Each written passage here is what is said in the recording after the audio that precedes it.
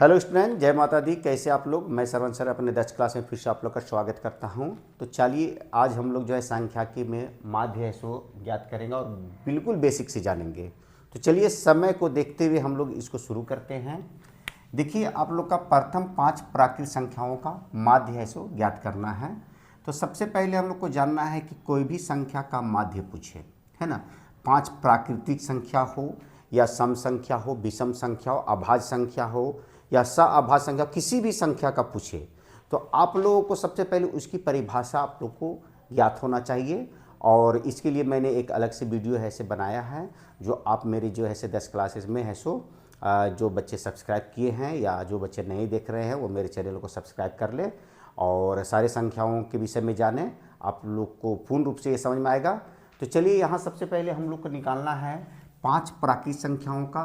हो सकता है कि आप लोग के एग्जाम में जो है सम संख्या, विषम संख्या या कोई भी संख्या का माध्य निकालने के लिए दे सकता है। तो यदि आप लोग को माध्य निकालने आता है तो आप जो है कोई भी संख्या का माध्य चुटकियों में निकाल सकते हैं। तो चलिए हम लोग इसको ज्ञात करते हैं। 5 प्राकृत संख्या, तो प्राकृत संख्या जानते हैं किसे कहते हैं? जो संख्या 1 से शुरू होती है, अर्थात गिनती की संख्या को हम लोग प्राकृत संख्या कहते हैं। तो 5 प्राकृत संख्या लिख दीजिए। तो पहला का आंसर हम लोग लिखेंगे, 5 प्राकृत संख्या लिखेंगे 1, 2, 3, 4 और 5। ये प्राकृत संख्या हो गया।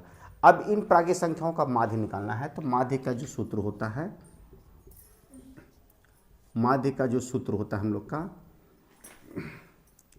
संख्याओं का योग, संख्याओं का योग बटा कुल संख्या, कुल संख्या, यही इसका सूत्र होता है। आप लोग सिर्फ यही याद रखना है। और याद भी नहीं रहे तो सिर्फ याद रखना है कि ऊपर वाली सभी संख्याओं को क्या करना है कि ये जो संख्याएं सभी को जोड़ देना है। 1 जोड़ 2 जोड़ 3 जोड़ 4 जोड़ 5 को जोड़ देना है। और जितना भी संख्या दिया हुआ है उससे हम लोग इसको क्या करेंगे कि भाग दे देंगे। कितना संख्या? 1, 2, 3, 4, 5, और नहीं तो यहाँ पर 5 लिखा हुआ है, 5 प्राकृत संख्या का, तो 5 से हम लोग भाग दे देंगे। अब इसको जोड़ दीजिए। 2 1 3, 3 6, 4 10 और 5 15, 15 बटा कितना हो गया? 5, 5 दिया 15। ये 3 हम लोग का जो है सो माध्य निकल के आ गया। तो उम्मीद है कि आप लोग को पहले प्रश्न का हल जो है से बिल्कुल मिल गया होगा। चलिए आगे देखते हैं हम लोग। देखिए यहाँ पर संख्या लिख दिया है, 1 2 3 4 5 6 संख्या है। अब इसका माध्य निकालना है। जब संख्या लिखा हुआ रहे तो सिर्फ सूत्र में है सो बैठा दे। तो चलिए इसको हम लोग क्लीन करते हैं, संख्या को रहने देते हैं, यहाँ पर ये सूत्र को रहने देते हैं और दूसरे प्रश्न को हल करते हैं हम लोग। दूसरा प्रश्न का जो है सो 2 3 4 5 6 और 7 सबको यहाँ पर लिख दीजिए, जोड़ में लिख दीजिए। 2 जोड़ 3 जोड़ 4 जोड़ 5 जोड़ 6 जोड़ 7 और कुल संख्या कितना है? तो 6 है। अब इसको हम लोग जोड़ देंगे। 2 3 5, 5 4 9, 9 5 13, 13 और 6 19, 20 और 6 26, 26 बटा 6 आ गया। इसको आप दशमलव में कर सकते हो, नहीं तो बटा में भी लिख सकते हैं या पूर्णांक में भी लिख सकते हैं। फिर से ऐड कर लेते हैं। 2 3 5 4 9, 9 5 14, 14 6 20 और 7 27, 27 होगा। कितना होगा? 27 होगा। अब 27 को हम लोग 6 से भाग दे देंगे। भाग तो सबको देने आता है। 27 को हम लोग 6 से भाग दे देंगे तो 6 चौके 24 लग जाएगा और यहाँ आ जाएगा 3। अब जो है सो इसको पूर्णांक में ले दिए, 4 पूर्णांक 3 बटा 6 लिख सकते हैं, और नहीं तो दशमलव बैठा दीजिए यहाँ पर।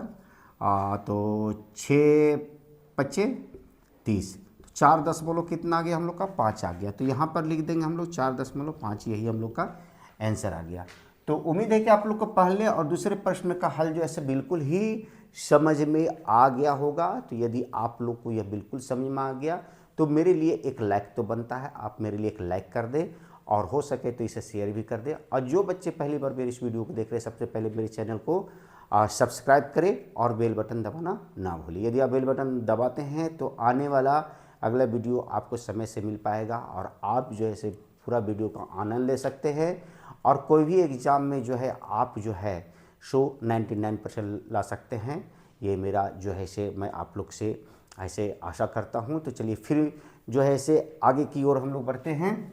देखिए यहाँ पर आपका है सो यदि 3x 4 5 का माध्य दे दिया है, देखिए माध्य दे दिया हम लोग का, तो x का वैल्यू निकालना बहुत ही वेरी इंपॉर्टेंट क्वेश्चन है। ये है सो हमेशा है सो एग्जाम में है सो कभी कभी है सो नहीं बिल्कुल ही पूछता है ये प्रश्न। तो हम लोग क्या करेंगे कि सबसे पहले हम लोग जो सूत्र होता है माध्य का वो लिखेंगे, तीसरा का हल लिखेंगे हम लोग और लिख देंगे माध्य बराबर जो होता है वो कुल संख्याओं का योग, कुल संख्याओं का योग बटा हम लोग का क्या होता है कुल संख्या, कुल संख्या होता है, यही सूत्र होता है। अब इसमें हम लोग क्या करेंगे, माध्य जो दिया हुआ है इसको माध्य के सामने लिख दिए हम लोग और कुल संख्या जो दिया हुआ उसको जोड़ देंगे 3 + x + 4 + 5। तो यहाँ लिखेंगे 3 + x + 4 + 5 और कुल कितना संख्या है 1 2 3 4, 4 यहाँ लिख देंगे। अब हम लोग यहाँ 5 को उतार देंगे और उसके बाद जोड़ देंगे 4 और 3 7, 7 5 12, 12 प्लस कितना है x है बटा हम लोग 4 लिख दिए। अब क्या करेंगे, एक रख के हम लोग तिरछा गुना करेंगे, जिसको हम लोग अंग्रेजी में क्रॉस मल्टीप्लाई बोलते हैं, तिरछा गुना करने पर।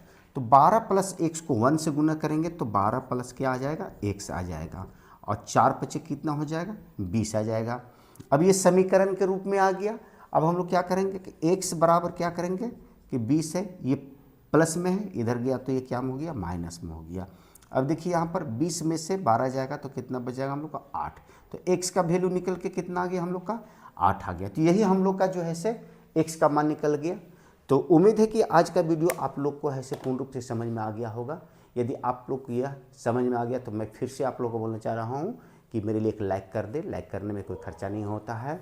और जो बच्चे पहली बार मेरे इस वीडियो को देख रहे हैं सबसे पहले मेरे चैनल को सब्सक्राइब करें और बगल में दिया हुआ बेल बटन को दबाना ना भूलिए। यदि आप बेल बटन नहीं दबाते हैं तो मेरा नोटिफिकेशन समय से आप लोग को नहीं मिल पाएगा, आप मेरे वीडियो का आनंद नहीं ले पाएंगे। तो चलिए फिर मिलते हैं नए वीडियो के साथ, तब तक के लिए have a nice day, take care.